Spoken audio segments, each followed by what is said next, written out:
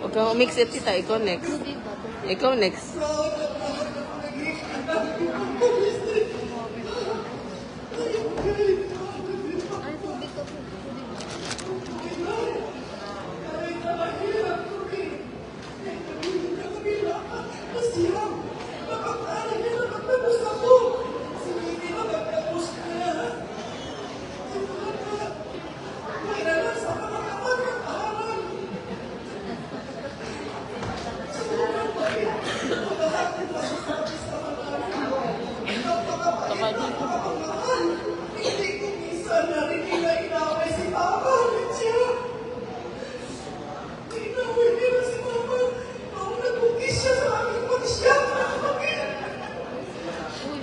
Relax lang.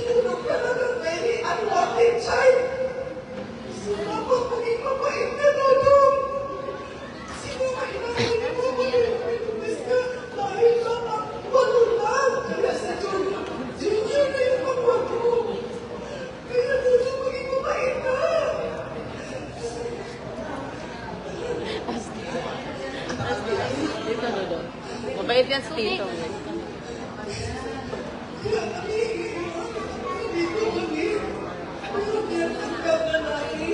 Si Papa pagod na. Nahiya na siya sa akin kapatid ko si Papa. Nasa Hawaii. Tumayin na siya. Gusto niya na umisit. Nahiya na siya sa kapatid namin. Napasag-pasag siya. Sabi niya siguro, tama na. Awan ako sa kapatid. Gusto ko anak na babae. Iisip na ako. Ito yung kapatid namin, kinasay. Si Billy naman ang administrator. The rest, wala kami ni Banda. Ikaw ako. Meron kami masaway na mga kapatid. Sana magbago na kayo. Yung naligas yan ng mga pagmamahalan. Hindi mag-away-away.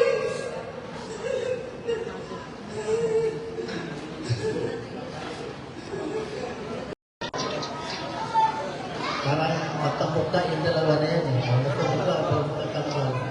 Kaya, ano siya yung... Pamangkin ni Mama Si Lydia. Bisri naman, Anak ni Lolo Fred. lahat ng ano mga problema sa amin, ni Papa, parang sulit mga kapatid. Kaya parang itinuloy ko sa pangalawang magulang. Si Bisri. Sinalala ko noon. Pag pumunta ko sa inyo, sinamahan ko si Luna Liana, buhay pa. Kasama ko rin Luna Liana. Ako, bali ako ko yung Luna Liana. Sinamahan ko maglakad yan. 7 kilometers, maglalakad ako punta sa bundok. Nalala na si Luna Liana na. Tapos, pagdating sa bahay ng sa Loyong pangalan mo eh. Si Distri agad nandoon sa lubong niya. Sa Distri naman na medyo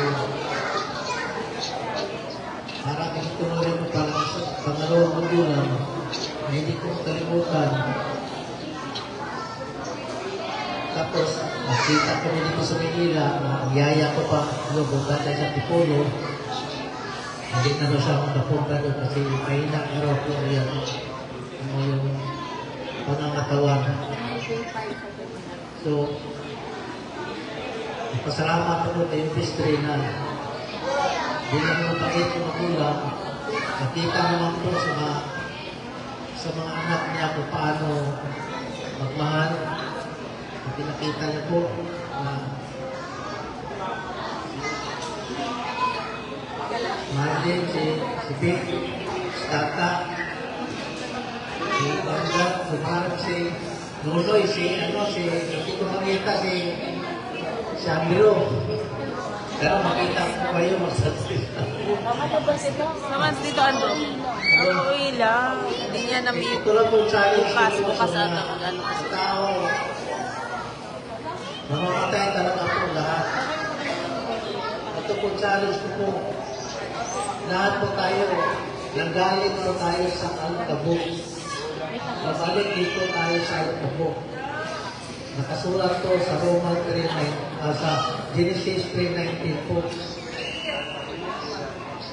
Kaya, ang tao, ito po challenge ko habang buhay pa tayo, ipakita lang po natin na may Diyos po tayo. Normal lang po, mabubuhay tayo ng physical. Mabubuhay ng nagtatrabaho para sa kailangan ng physical natin. Pero how much more po sa ano pa kayo magbibigay sa ating buhay.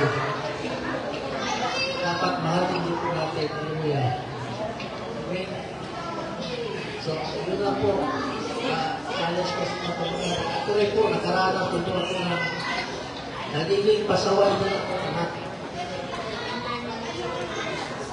Nakaranas din po ako ng mga bisyo, mga ano, pero sa awa ng Diyos, mga anak ko sa church ngayon. Gusto ko ipakita sa kanila na ako naging barumbado dito ako. Ito, naisip ko, nung panahon, nag-iisip ako, ano kaya ang tao pag namatay? Saan kaya papunta? Alam ko, ang tao pag namatay, may pag-asa pa po. Yung katawan natin, mamatay, katawang lupa. Pero ang tanong ng aking espiritu po, may pag-asa pa. Alam ni sister ko yun. Alam ni sister ko ba sa grade ko? So, yun lang po, na sana hindi ko nakilala po mga aking mga Pamangkin. Pamangkin po. May history. Pamangkin mo na ba? Kasi hindi ko akalain, ganito na pala karami sa Manila. Akala ko, parang inisip ko, parang galas probinsya, nakarating na dito. Nandito na lahat halos. Patusuan po. Nandito na po talaga lahat eh. Isang Mayroon buwan na na. salita po pag minuso, kasi pag minuso ko yun, ako masabi lahat po. Pero, kilala ko ng mga aking kapatid na iyakin din po ako ng salita. Kung iwan ko, bakit ngayon, pinipigilan ko na po. Yun lang po. Magkakamali po po ng salita. Condolences na po sa kanila, mga pinsan, mga pamangkin ng ako po. Salamat po sa buhay ng kulista. Ito yung mga tao na minsan. Mahirap magsalita kasi sabi yung emosyon. Pero normal yan dahil bahagi na ako. Ang hindi ko makalimutan kayo Disney. Dahil yung buhay namin mahirap. Kumbaga, minsan, yung tatlong business, minsan mga hindi ko kayo. Pero, nandun yung mga yung minsan ito makalimutan, pagaling siya ng bigas, pinibigyan kami sa bahay. Diba? Kumbaga yung pagmamahal niya, bukod sa pamilya yun, ay extension mo sa pamilya namin. Kaya pag pumunta ako sa bahay niya dati, naglalakad ako, minsan sinasama ko yung lola ko, kasi yung lola ko sa hilya na dati, pag pumunta sa bahay, pinakabala ng jeep, tapos hinahatid ko, kasi ako yung pinakabuso, ako yung malimit na utusan. Kaya, parating doon, talagang alala ko, wait lang, hindi ko makalimutan sa kanya, talagang masipag talaga siya sa gawain ng lupa. Farming. Lagi siya pagdating ko doon, may suplit lagi ng utak eh, kasi lagi lang pa yata eh. Yan. Sa mga dapuan. Hindi ko makalimutan. Pero, ang makikita natin Sobrang dito, sipag when it comes sa farming. hindi man mayaman, pero pinakamahalagang kayamanan ay pag-ibig. Diba? Kasi kung nakikita naman natin hindi siya eh. Hindi siya iniwanan ng kanyang mga anak. Kahit sa hirap, katandaan na, at doon pa rin. Kasi yung iba nga, nilalagay nila sa home agent eh. Diba? Baka mali yan. Napakaswerte ko, diba? Kasi ang pamahalan ng legacy niya sa kanyang anak ay pag-ibig. Kasi sabi nga sa Kaya Bible, magsalita ka.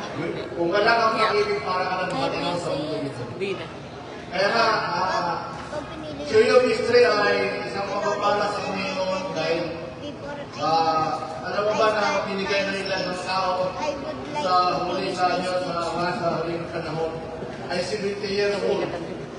Lumampas na siya ng 80, bonus na sa kanya. Di ba? Kumbaga, blessing sa kanya. Di ba? Ang mga tao ngayon, buhay group the dreaming, parang hirap yung buhay na kasi may kapagawa.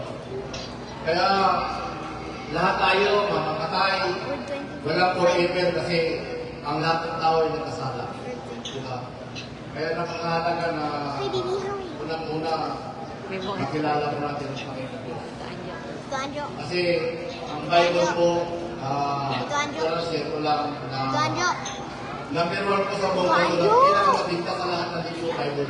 Hi, Winnie. I love you. Kasi bakit ang Bible? Ano ba yung sabihin ng Bible? Basic instruction before leaving this earth. Kaya napakahalaga po. Lahat ng tao mamamatay, kaya samantalahin po natin. Parang siguro tayo sa mundo nito na dumadaan. Ang 1,000 sa Diyos ay ang isang araw sa Diyos, 1,000 taon sa Diyos. Kaya tayo, hindi na tayo abot ng isang araw sa Diyos. Sobrang kwentahin natin. Kaya, para sa masabi ko,